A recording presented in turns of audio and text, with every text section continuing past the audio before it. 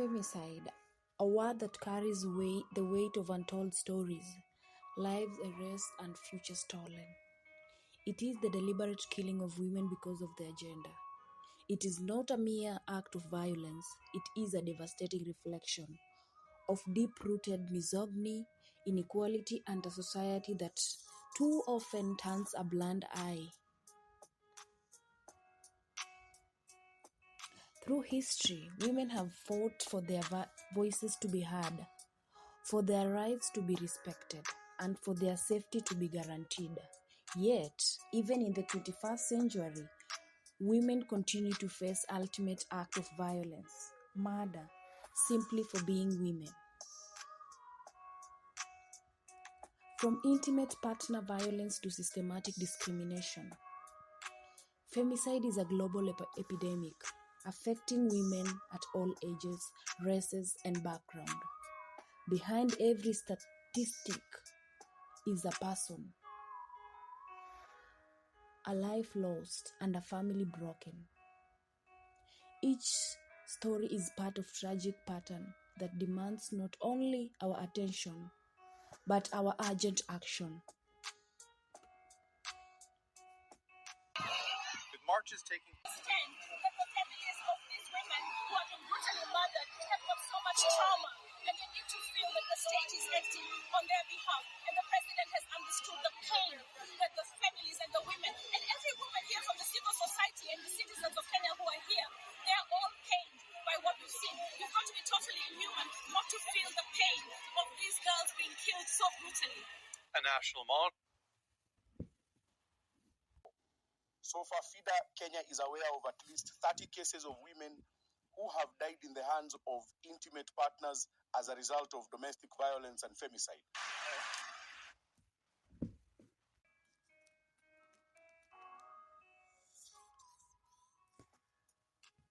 In this documentary, we explore the chilling realities of femicide, the societal structures that perpetuate it, and the brave individuals who are fighting to stop it.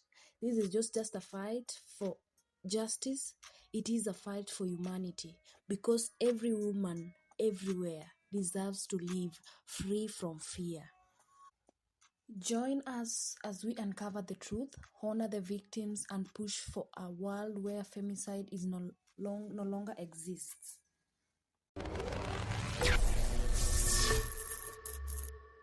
Audio Jungle.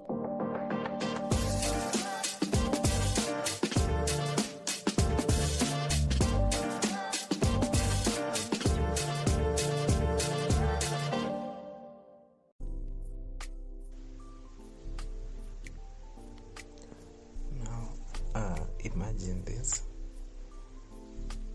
You have a small misunderstanding with your lover. Then, due to the inability of the two of you getting over your issues, he decides to get over with the relationship, and the only way he gets over the relationship is by ending your life. Now, this is a practical example of what is being witnessed in the country today. There has been an increase in the number of gender-based violence cases, and to top it off, an alarming increase in the number of femicide cases. My name is Solomon Simia. I work with one of the NGOs in the country, which is making progress, or which is making efforts to ensure that there is an end to femicide in the country. Now, in my line of work, I've come across the term femicide. To a large extent, the term has been misused by people who do not understand what femicide really is. It has been construed to mean something totally different from what it stands for. Therefore, what is femicide really? Now, basically, femicide refers to the intentional killing of women or girls because of their gender.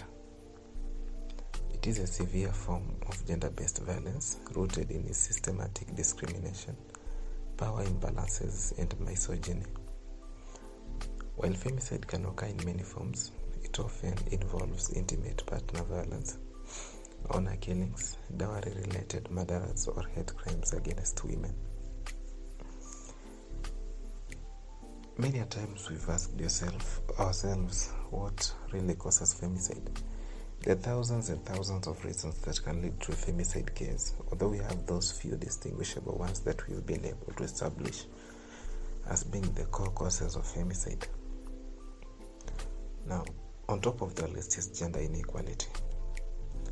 Patriarchal norms and structures perpetuate the idea that women are subordinate to men, hence fostering violence and control from the side of men. Toxic masculinity has been discussed to a large extent as being among the causes of femicide. Toxic masculinity basically stems from cultural expectations that equate masculinity with dominance and control over women, hence contributing to gender-based violence. In the African setup, women have been brought up to be dependents of men. Therefore, economic dependence and financial reliance on men who are abusive has trapped many women into violent relationships, and they end up not finding a way to get out of it because of the dependence to men.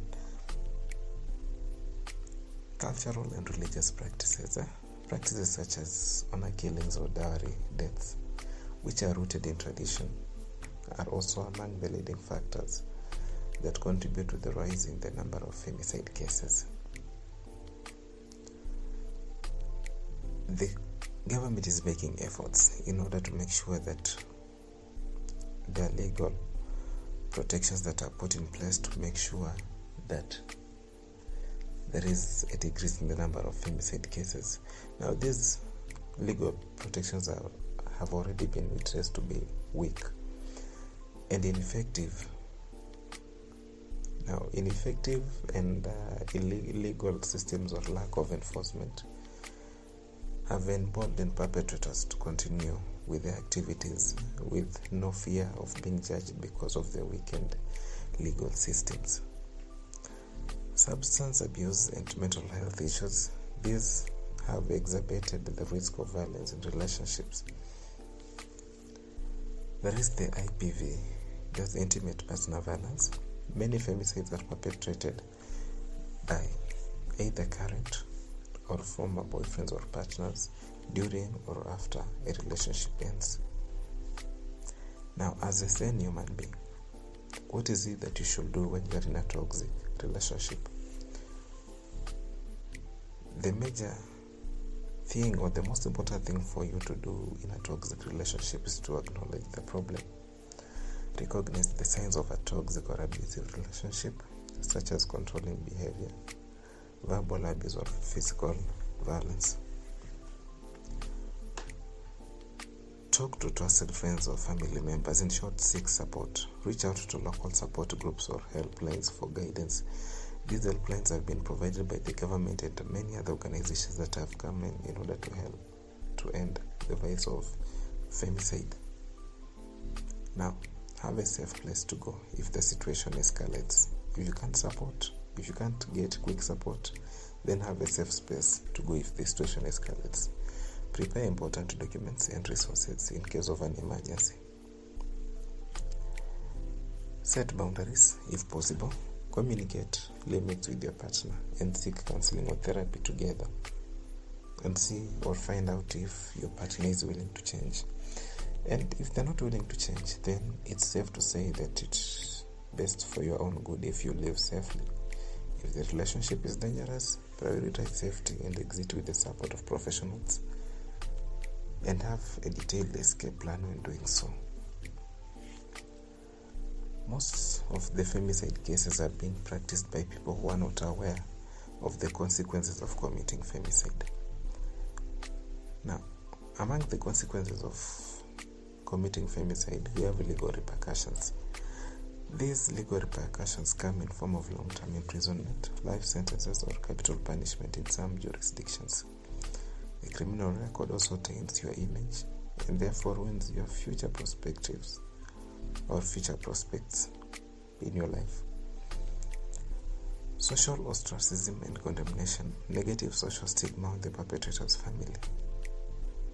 Now, those who perpetrate, the perpetrators of femicide, they suffer from different mental issues, ranging from guilt, regret, or psychological trauma after the act. This also causes unimaginable grief, anger, and loss of the victims' loved ones, and psychological trauma, particularly for children who witness or are indirectly affected by the violence. As a result of an increase in the number of femicide cases, there is always fear and insecurity in the community. Femicide undermines social trust and reinforces cycles of violence in seek of revenge and so on. The loss of women's contributions to society, including the economic and caregiving roles, which in turn denies the government, something like tax and so on, because of the productive nature of women who have died as a result of femicide. Now, societies that tolerate or fail to address femicide face stagnation due to unchallenged systematic gender inequality. One may ask, how do we prevent femicide so that we don't end up suffering the consequences of it? Now, the most important thing of preventing femicide is through education. Promote gender equality and educate communities about healthy relationships and the rights of women. Strengthen legal frameworks, implement stricter laws against femicide and enforce them effectively. Involve the community, encourage community-based interventions and bystander programs. Empower women, provide access to education, employment, and financial independence. Then, mental health support, offer counseling and intervention programs for those who are at risk of suffering from femicide. In conclusion, femicide is not just a crime, but a societal tragedy that reflects deep-seated gender inequalities. Addressing it requires collective effort, including education, systematic reform, and individual actions to challenge and dismantle the conditions that allow such violence to persist. If you or someone you know is in a toxic or abusive relationship, reaching out for help and prioritizing safety are crucial steps towards breaking the cycle of violence.